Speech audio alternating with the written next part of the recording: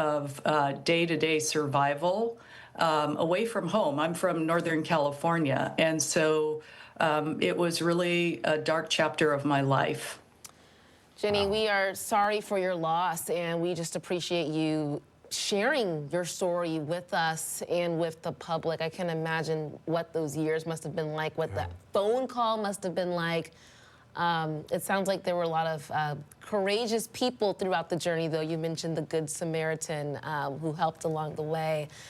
These are things that you can't predict that could happen. In your book, you talk about building resilience before a crisis hits. How do you prepare for that? What are anchor moments, and how can we use them in everyday life to stay grounded? Yeah, you know, one of the things I learned, and I talk about this in the book, is the power of hope and love. And one of, you know, and until you're tested, you may not know what you're made of. But there are some key things, I think, looking back now, that really helped me. First of all, I think invest in your relationships in your community. I was overwhelmed by the amount of love and support I felt and received from my community, even though I was away from home. And what I often tell people is, you find out who your real friends are when you've been through a crisis. And the nurses told me at the burn center, you're really lucky, Jenny. You have a lot of friends and family that support you, even from a distance. We have another patient here. No one has shown up to see him. No friends, no family. That was jarring. It really made me think that one proactive thing you can do is if you've kind of neglected those friendships and those relationships, it's never too late. It's so simple. All you have to do is get on your phone and, you know, schedule a walk with a friend on the weekend or go out for coffee. It doesn't have to be anything thought through a lot. Just do it and make it regular so that you're investing in relationships. I know that one thing that you mentioned too is this idea of micro joys. What are those, and how exactly can micro joys help when you're going through such heavy and emotional and really difficult times in your life? Yeah, I think the micro joys are really stopping, slowing down, and appreciating the small things in life that are going well. And I think it's really understanding yourself about what brings you joy, what makes you feel alive in spite of everything that's going on around you. And I do think it's taking the time to hit the pause button, because in our modern life, we are so distracted by being always on digitally. And when everything happened to Mark, it forced me to just hit the pause button and really pay attention to those small joys. So for me, and it's different for everybody, it's that first cup of coffee in the morning at my favorite cafe. That just brings me some instant joy for the moment, right?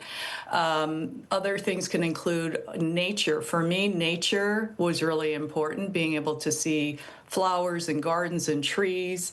That was really helpful, just to appreciate the beauty of the moment. And I think the way to discover those is to find a quiet place wherever you are, no matter what kind of chaos is going around you, and close your eyes. One practice I have continued from that time at the Burn Center is what I call the visualization of love. I just close my eyes and I visualize a person I love or a place that I love.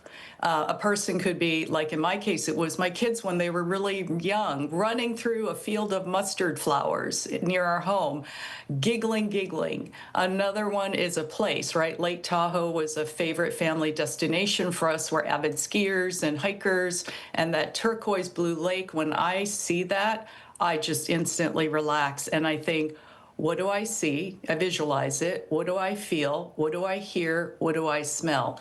And I'm instantly transported to that place and can appreciate those micro joys. That sounds like a lot of helpful tactics for people who might be feeling overwhelmed or struggling. Jenny, how can others find out more about your book and contact you if they are trying to seek and find their own resilience? Yeah, so viewers can find my author website, at foreverflyfree.com. I also am on Substack, and I write shorter articles about everything from courage to trusting your intuition to thriving after difficult times. And I'm on all the social media channels. And the book is coming out and will be released November 4th. And so it's available for pre-order now on all the retail sites, Amazon, Barnes & Nobles, etc. What an incredible read. Jenny, thank you so much for your raw honesty and sharing a very tough time in your life with all of us and helping us sort of tackle some of those difficult moments in our own lives. Appreciate your time this morning, and thanks for sharing your story. Thank you for having me. We've added a link right now at komonews.com/hotlinks. Again, it's Forever Fly Free if you want to check that out. Wow. Yeah. Terrible thing that happened. Yeah. But I love how she's been able to find the joy and the little things people can do, or ways to find joy in your everyday life that helps you build that strength. Yeah, and build that community too. Yeah. It can make a real difference. We'll be right back after this. Major airports across the country refusing to play a video featuring Department of Homeland Security Secretary Kristi Noem. In that video, she blames Democrats for the impacts of the government shutdown, which is now entering its third week. One of the airports not playing that video, SeaTac International Airport. We have another hour of ARC Seattle just ahead. The government shutdown is halting more than politics, how it could impact your next flight, and what travelers need to know before taking off. We had to break with this shot of T-Mobile Park shared by Sports Director Nico Tamurian. The caption, "It's a thing of beauty."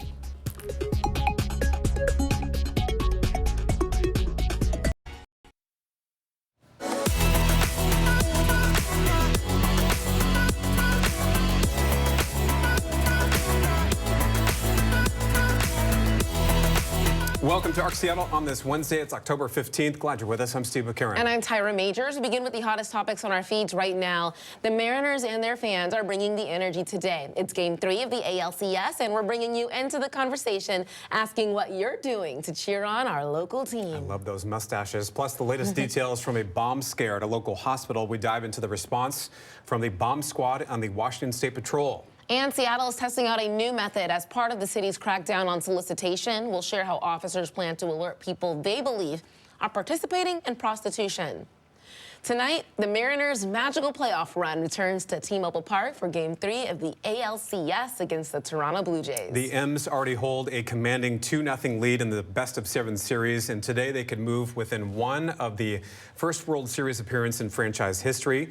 Games expected to draw a sellout crowd to T-Mobile Park the next 3 days, which could give another economic jolt to businesses in SoDo.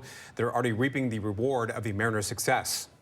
Probably had the busiest 2-3 week stretch in the history of the business since the Mariners clinched the playoffs. And it's all locally kind of made and designed and printed by people that are diehard Mariners fans. Most people are asking how to get tickets. While we are being very aware of the transportation challenges and encouraging folks to use alternate modes of transportation, I think the general atmosphere in SoDo is excitement. At this point, most baseball experts think the M's are as